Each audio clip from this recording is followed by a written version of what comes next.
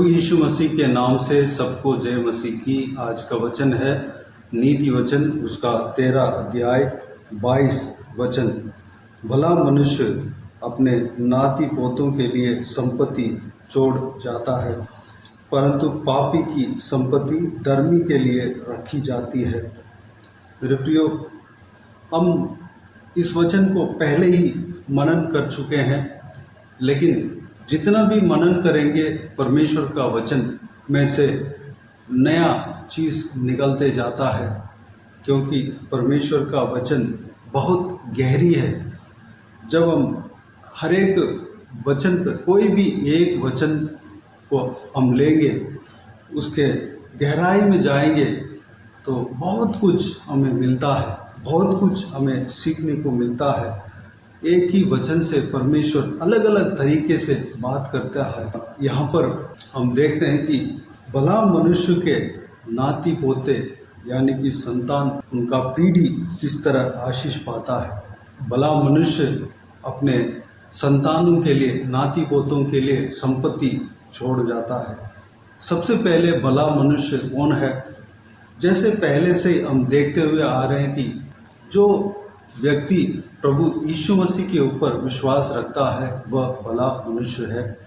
जो परमेश्वर के वचन, जो पवित्र बाइबल में जो परमेश्वर का वचन लिखा हुआ है, उस वचन के अनुसार चलता है, वह व्यक्ति भला मनुष्य है। वह मनुष्य अपने नाती पोतों के लिए संपत्ति छोड़ जाता है। संपत्ति का मतलब क्या है? गाड़ी, बंगला, घर, धन दौलत, ये सब ये संसार की संपत्ति है। इस संसार के संपत्ति भी अपने संतान के लिए छोड़ जाता है। सबसे पहले संपत्ति जो आशीषें क्या है? निर्गमन की किताब उसका 20 अध्याय 5-6 वचन में परमेश्वर के 10 आज्ञाओं में से, जब परमेश्वर ने 10 आज्ञाओं को मूसा के हाथों में दिया था, उस समय यह वचन को परमेश्वर देता है। उस वचन को मैं पढ़ना चाहूँगा। तू उनको दंड न करना और न उनकी उपासना करना, क्योंकि मैं तेरा परमेश्वर यहोवा जलन रखने वाला परमेश्वर हूँ। और जो मुझसे बैर रखते हैं उनके बेटों, पोतों और परपोतों को भी पितरों का दंड दिया करता हूँ। और जो मुझसे प्रेम रखते और मेरी आज्ञाओं को मानते हैं, उन हजारों पर करुणा किया करता हूँ। यहाँ पर जो वचन में लिखा हुआ है, अगर हम पूरा 20 अध्याय का 4 से लेकर 6 वचन तक जब हम पढ़ते हैं, परमेश्वर का यह बात हमें समझ में आएगा। परमेश्वर के खिलाफ जो लोग करता है, परमेश्वर वार्न करने के बाद भी उस काम को करता है, वह मन फिराया नहीं तो उसका आत्मा नरक में जाएगा और उसका नाती पोते के ऊपर भी वह श्राप आएगा। जो व्यक्ति परमेश्वर के खिलाफ जाता है, जो व्यक्ति परमेश्वर का वचन के खिलाफ करता है, उसके ऊपर श्राप आता है। वो श्राप 4 पीढ़ी तक उनके संतान के ऊपर रहता है। वह श्राप को उनका बेटा, उनका पोता और उनका परपोता उनके ऊपर रहता है। लेकिन जब हम परमेश्वर के वचन के अनुसार चलते हैं, परमेश्वर के साथ चलने में अपना जीवन को सौंपते हैं, हमारे ऊपर श्राप नहीं, आशीष परमेश्वर हमें देगा। हम खुद परमेश्वर से आशीष पाएंगे और हमारे संतान भी उस कार्य का, जो हम धर्म के काम, परमेश्वर के पीछे जो चलते हैं, धर्म के काम करते हैं, उसका फल हमारा संतान भी पाएंगे। हमारा संतान भी वह आशीष को पाएंगे, हमारा संतान भी उस आशीष को अपनाएंगे। और कितने पीढ़ी तक वह आशीष रहेगा? 1000 पीढ़ी तक।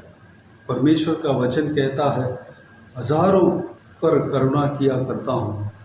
1000 पीढ़ी तक परमेश्वर करुणा करता है। दाऊद के जीवन में जब हम देखते हैं, दाऊद एक परमेश्वर के भय मानने वाला व्यक्ति था और परमेश्वर को स्तुति आराधना उपासना करने वाला व्यक्ति था। उसका जो कर्म, उसका जो धर्म के काम, उसका जो आशीष उनका पीढ़ी में जितने भी जन आए थे वो पाए थे। यहूदियों के जो राजा के पद में दाऊद के संतान में से कोई भी हटा नहीं। परमेश्वर दाऊद को स्मरण करके दाऊद के संतान को जो कोई भी उस पीढ़ी में आते थे उन सब में कोई भी चुने हुए लोगों को यहूदियों का राजा बनाया। परमेश्वर ने सिंहासन में बैठाया रखा। चाहे वो परमेश्वर के खिलाफ पाप किए थे, फिर भी परमेश्वर उनको दाऊद के कारण उनको माफ़ किया और सिंहासन में बैठाया और उनके राज्य को स्थिर किया। दाऊद के पीढ़ियों में से सबका राज्य को स्थिर किया। दाऊद के संतान में से अगर बहुत सारे राजा परमेश्वर के खिलाफ पाप कर रहे थे, लेकिन परमेश्वर उनको चेतावनी दिया और यह भी कहते हुए हम परमेश्वर के वचन में देखते हैं कि अब मेरे दास दाऊद के कारण तुम्हारा राज्य स्थिर रहेगा। इस तरह परमेश्वर उनको सिंहासन में रखा। मेरे प्रियो, हम जो धर्म के काम करते हैं, हम जो परमेश्वर के पीछे चलते हैं, प्रभु यीशु मसीह के आज्ञाओं को मानते हैं और उनके पीछे चलते हैं, प्रभु यीशु के इच्छा के अनुसार चलने में हम अपने आप को परमेश्वर के हाथों में सौंपते हैं, तो हम सबसे पहले आशीष पाएंगे और दूसरी बात हमारा संतान भी आशीष पाएगा। जब हम धर्म के काम करते हैं, जितने भी आशीष हैं, आत्मिक आशीष हैं, शारीरिक आशीष हैं, इस संसार की आशीष हैं, जो कुछ भी आशीषें हों, जब हम इस दौड़ से, जब इस दुनिया से जाते हैं, इस जीवन को जब हम पूरा करते हैं, इस संसार के जीवन को हम पूरा करते हैं, उसके बाद उस सारा आशीषें हमारा संतान को, हमारा पीढ़ियों के लिए रख कर जाते हैं। मेरे प्रियो, हमें परमेश्वर के वचन के अनुसार हमारा संपत्ति को नाती पोतों के लिए छोड़ना है। हमारा संपत्ति कैसे बन पाएगा? तो गलत तरीके से जो संपत्ति बनता है उसका नतीजा क्या होगा? पापी की संपत्ति धर्मी के लिए रखी जाती है। जो गलत तरीके से जो संपत्ति इकट्ठा होता है वह आखिर में धर्मी जन के लिए इस्तेमाल होता है। हम जब धर्मी बनते हैं, परमेश्वर के वचन के अनुसार चलते हैं, हम सबसे पहली बात परमेश्वर से आशीष पाते हैं। इस संसार के आशीष भी परमेश्वर की ओर से मिलता है और आत्मिक आशीषें भी हमें मिलता है और हम उस आशीष को हमारा बेटा बेटियों के लिए, उनका परिवार के लिए हम रख कर जाते हैं और साथ ही साथ हमारा नाती पोतों के लिए भी रख कर जाते हैं। हजार पीढ़ी इस आशीष को पाएगा। तो आइए मेरे प्रियो, हम परमेश्वर के धर्मी जन बनने के लिए हम अपने आप को परमेश्वर के हाथों में समर्पित करते हैं। आइए हम प्रार्थना में जाएं। स्वर्गीय पिता, दयालु परमेश्वर, आपको धन्यवाद देता हूँ। पिताजी, आज के वचन के लिए आपको धन्यवाद देता हूँ। परमेश्वर, बीते हुए दिनों में हमें संभाला, बचाया, सुरक्षित रखा, आपको धन्यवाद देता हूँ। परमेश्वर पिताजी, हम परमेश्वर मिलकर प्रार्थना करने के लिए अनुग्रह दिया, धन्यवाद देता हूँ। भाई बहनों का हृदय में बात किया और हम सब मिलकर प्रार्थना करने के लिए अनुग्रह दिया, धन्यवाद देता हूँ। परमेश्वर, आज का वचन के लिए आपको धन्यवाद देता हूँ। पिता, जिस तरह आपका वचन कहता है परमेश्वर, धर्मी जन अपने नाती पोतों के लिए संपत्ति छोड़ जाता है। परमेश्वर, हमें जो कोई भी इस वीडियो को देख रहा, हम सबको परमेश्वर यह आशीष हमें देना। परमेश्वर, हम धर्मी जन बन पाए, आपके ऊपर विश्वास रखकर आखिरी तक हम आपके पीछे दौड़ने पाए। परमेश्वर, हालेलुया, धन्यवाद देता हूँ पिता, आपके आज्ञाओं के अनुसार हम चलने पाएँ। आपके वचन के अनुसार हम चलने पाएँ, आपके ऊपर हम विश्वास करने पाएँ, आप जो कुछ भी कहते हैं उसके अनुसार हम चलने पाएँ परमेश्वर। हालेलुया, आपके वचन के ऊपर विश्वास रखने पाए पिता, अनुग्रह देना, हम धर्मी जन बनने पाएँ। जब हम परमेश्वर के राज्य को हम जब खोजते हैं पिता, बाकी सब कुछ हमें मिल जाएंगे पिताजी।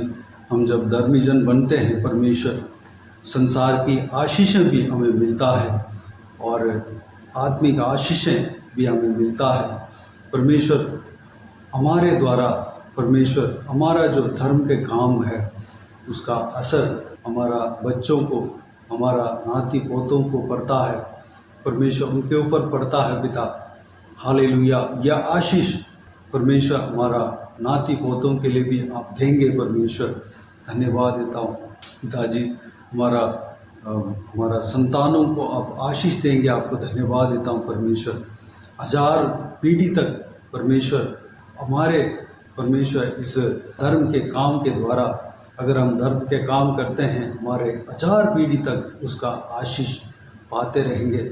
आपको धन्यवाद देता हूँ परमेश्वर। पिताजी, हम आपके धर्मी जन बनने पाए परमेश्वर। हालेलुया, हम पवित्र जिंदगी जीने पाए परमेश्वर, इस संसार के पापों में ना पड़ने पाए परमेश्वर पिता। हालेलुया, आपके पीछे चलने में, आपके वचन के ऊपर विश्वास रखकर हम आपके पीछे चलने में पिताजी, हम अपने आप को आपके हाथों में सौंपते हैं परमेश्वर। अनुग्रह देना पिता, हमें चलाना परमेश्वर। हम अपने आप को आपका दीन परमेश्वर, अपने आप को आपके सामने दीन और नम्र करके आपके हाथों में सौंपते हैं परमेश्वर। हमें चलाना परमेश्वर, हम आपके हैं परमेश्वर। आप आपकी इच्छा के अनुसार हमें चलाना, आपकी योजना के अनुसार हमें चलाना परमेश्वर। जो कोई भी जन इस वीडियो को देख रहे हैं पिता, उन सभी को आशीष देना, इसी तरह आशीष देना, उनके संतानों को आशीष देना, अगर बुजुर्ग है उनको आशीष देना, उनका नाती पोतों को आशीष देना पिता। सब लोग आपके वचन के अनुसार चलने पाए पिता। इस आज के दिन में जो कुछ भी काम करने जा रहे हैं, सारा काम में सफलता देना। हालेलुया, धन्यवाद देता हूँ परमेश्वर पिताजी। हर एक का संग रहना परमेश्वर, सुरक्षित रखना। जो कोई भी जन दुर्बल है, बीमार है, उन्हें छू कर चंगा करना परमेश्वर, आपके हाथों में सौंपते हैं। जो कोई भी जन दुख तकलीफ में है, सारा दुख को तकलीफ को उनके जीवन से दूर करना, परेशानियों को दूर करना परमेश्वर, आशीष देना पिता। हालेलुया, सारे बातों को आपके हाथों में सौंपते हैं। सारा जलाल आदर महिमा आपको मिलती रहे। सारा दुआ प्रार्थना को प्रभु यीशु मसीह के नाम से मांगते हैं, सुन और ग्रहण कर। आमीन आमीन। प्रभु यीशु मसीह के नाम से प्रभु यीशु मसीह का आशीष और अनुग्रह हम सभी के ऊपर बने रहें। आमीन आमीन। मेरे प्रियो, इस चैनल को सब्सक्राइब करें और शेयर करें। अगर किसी को भी प्रार्थना का विषय हो तो डिस्क्रिप्शन में और स्क्रीन में प्ले हो रहा है, उस नंबर पर कॉल करके प्रार्थना करा सकते हैं। हम आपके लिए प्रार्थना करेंगे। आप अपना पर्सनल प्रेयर में, व्यक्तिगत प्रार्थना में प्रार्थना करना, हमारे लिए, हमारा परिवार के लिए प्रार्थना करना, इस सेवकाई के लिए प्रार्थना करना, इस सेवकाई में जुड़े हुए हर एक जन के लिए, उनका परिवार के लिए प्रार्थना करना, सबका आत्मिक उन्नति के लिए प्रार्थना करना। प्रभु यीशु आप सबको आशीष दे। इस सेवकाई के द्वारा परमेश्वर आपके जीवन में कार्य किया हो वो भी हमें बता सकते हैं, ताकि हम सब मिलकर परमेश्वर को धन्यवाद दे सकें, महिमा कर सकें। प्रभु यीशु आप सबको आशीष दे। आमीन आमीन।